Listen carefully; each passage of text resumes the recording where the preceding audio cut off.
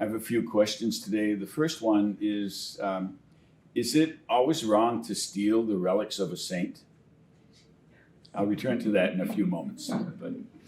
But first, La Serenissima, the most serene Republic of Venice, was a proud superpower in the Middle Ages under the special patronage of St. Mark of Alexandria, Egypt. It was so rich and had such a powerful navy and commercial trading fleet that it dominated the whole Adriatic and the Eastern Mediterranean seas for centuries. The historic Byzantine Empire, the new Rome, became, like many others, a virtual vassal of powerful Venice. The symbol of St. Mark and the city of Venice is the lion with wings. St. Mark's gospel is the shortest, the earliest of the four canonical gospels. And the church believes that St. Mark, a disciple of St. Peter,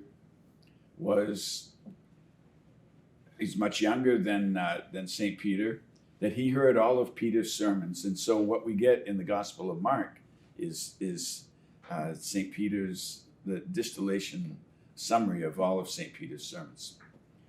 He's very likely the founder of the Patriarchal Church of Alexandria, Egypt, one of the 5 most important churches in the first millennium. Today, St. Peter in the first reading says, "Clothe yourselves with humility. God opposes the proud, but he bestows favor on the humble. So humble yourselves under the mighty hand of God, that he may exalt you in due time. Put your trust in God. Even though we might have to suffer some in our lives, we must remember that God cares for all of us. He will, in Peter's strong words, restore, confirm, strengthen, and establish us.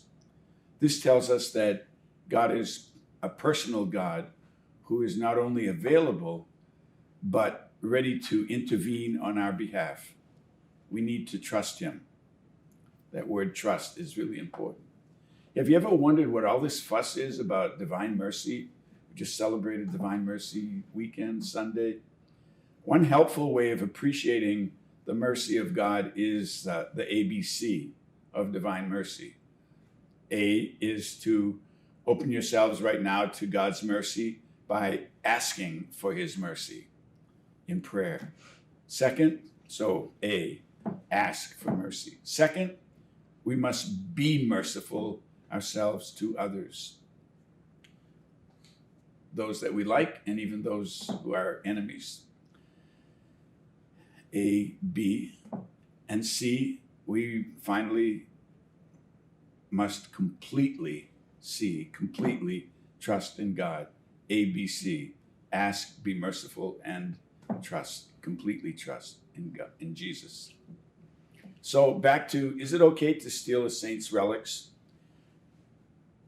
In 828 AD, a troop of Venetian sailors were in Alexandria. Watch out for the sailors. They were on a commercial mission, but they had a special task to save the relics of St. Mark from the desecration by invading Muslims. Knowing that the Muslims abhor pig meat, as do Jews, for dietary and religious reasons, the intrepid sailors entered the church of St. Mark with the help of monks. They placed his remains, his bones, in large baskets and covered the baskets with pig meat, pork, and made their way down to the port, carrying the baskets and crying out as they made their way, unclean, unclean, because of the pork. So no one challenged them, and they escaped with the precious relics of St. Mark, and they traveled across the Mediterranean, placed them in the Basilica of St. Mark in Venice, where they remain to this day. A long time ago, Father Leo and I and a group were visiting Venice and Piazza San Marco, and we had a guide there, and I said, "How is that St. Mark supposed to be in Egypt?" Said, yeah, that's a wonderful story. Then he said, he told this story about the sailors. So I believe it. So it may be okay to steal relics when they are in danger of desecration. Amen.